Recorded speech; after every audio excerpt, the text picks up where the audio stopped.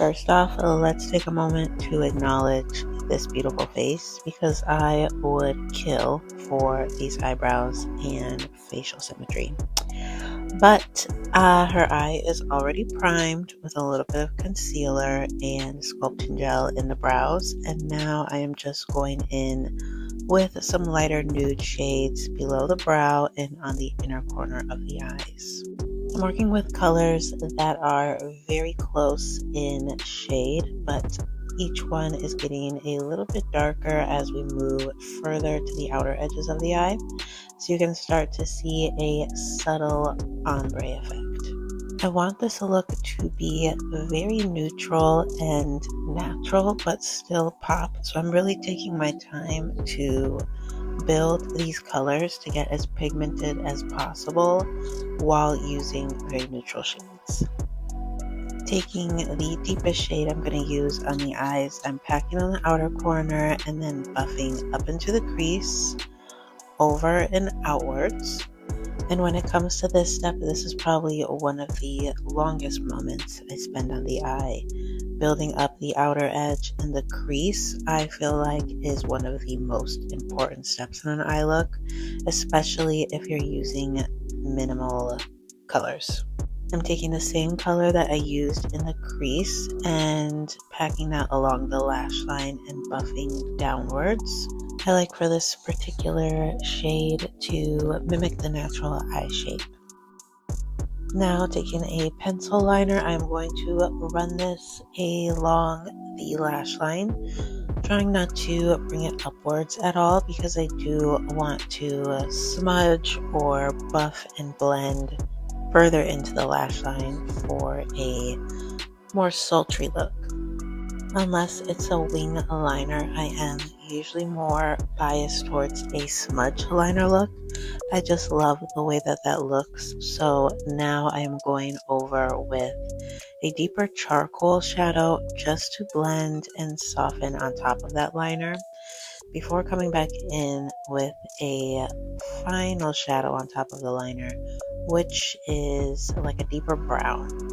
I feel like mastering a smudge liner look is such a good tool to keep in your back pocket as a makeup artist because it's such a versatile look, and especially when you're running late or if you're doing a wedding party, adding a smudged liner on top of almost a bare eye can still do a lot for a look. So if you're a makeup artist or someone looking to build or expand their makeup looks, I think mastering the smudge liner is a must. It was one of the number one things I wanted to learn when I was first starting out with makeup. I think it looks so simple, but actually takes quite a bit of skill to master. So moving on to the under eye, she had on just a touch of color corrector before, and I did that just for the sake of being on camera. Usually if I am working with quite a bit of eyeshadow or I don't know which way I'm going to take a makeup look, I leave the under eye completely bare just for cleanup's sake. So adding concealer to her under eye, I believe I used NW25 MAC Pro Longwear Concealer, which is one of my go-to formulas.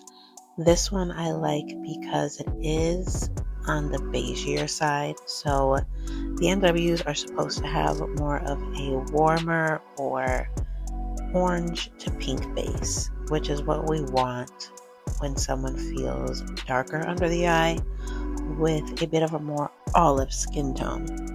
Sometimes you might feel a little gray or green under the eye, so we want to neutralize with a red.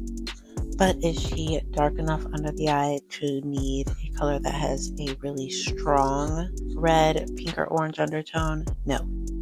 So we're just going in with a tone that is going to neutralize the under eye while also being close enough to her skin tone that a foundation can easily blend on top. Now I'm going to set her under eye with a soft, loose setting powder. But notice how I am using the tiniest bit of product. You can barely see it, even though my hand is in the way. Forgive me, I'm still learning my angles. but just a little bit of product. We're not going to bake. We're not going to pack on a whole bunch here because it's not needed. Same with her foundation. You can see these little swipes of foundation, but her skin is incredibly even. So I'm not going to put on more than needed. I love to have a soft skin look. So no matter how much product or coverage somebody might need, I am always going to take my time layering and building exactly where I need versus just putting too much all over.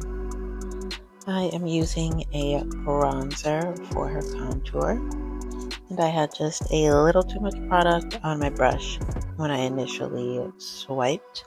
So I started on her cheekbone and then moved to the jaw to kind of disperse and blend some of that product. I'm not often heavy-handed with my applications, but if I notice that I've gotten too much product on my brush, I usually just dip and dab in other areas of the face to get that product off my brush before blending on the initial intended area. So here I am applying a liquid highlighter, but you cannot see because my hand is in the way again. But just know that that's what's happening right here. For highlight, I usually start right behind the eye and then work forward towards and off the upper cheekbone and then back up towards around the brow in a C shape.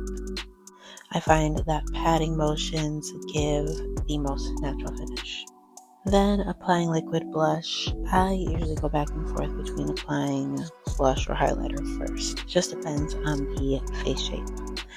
Now I am taking a setting powder, again, slightly deeper shade on the outer edges for a more bronzed effect, and then a lighter powder in the center areas. I usually just hold both of those powders in my hand at once and sometimes mix the two on my brush for the mid planes of the face, if that makes sense.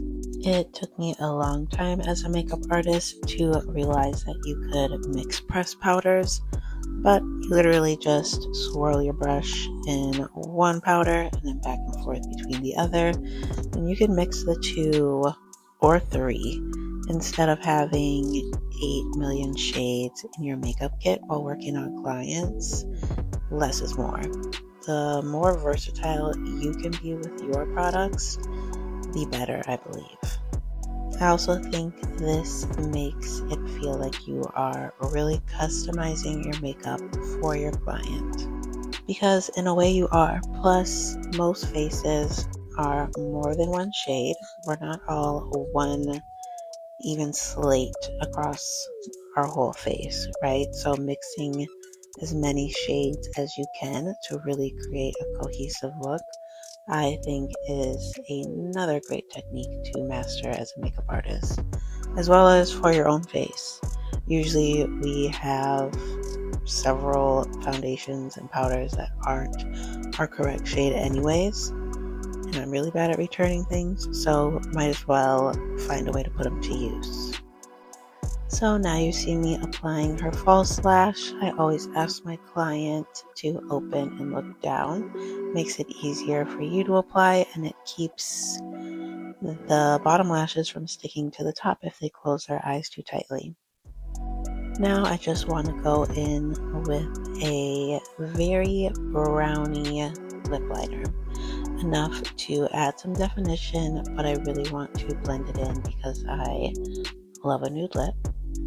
So I am taking a soft pinky shade that really matches her natural lip color and blending that into the liner. Before applying lip gloss, I think I mixed 2 of them here because I just love a glitter gloss. So if I can mix a glitter gloss with a shimmer gloss, that's exactly what I'm going to do. So just really blending that in, and that is the finished look. Gorgeous, gorgeous, gorgeous.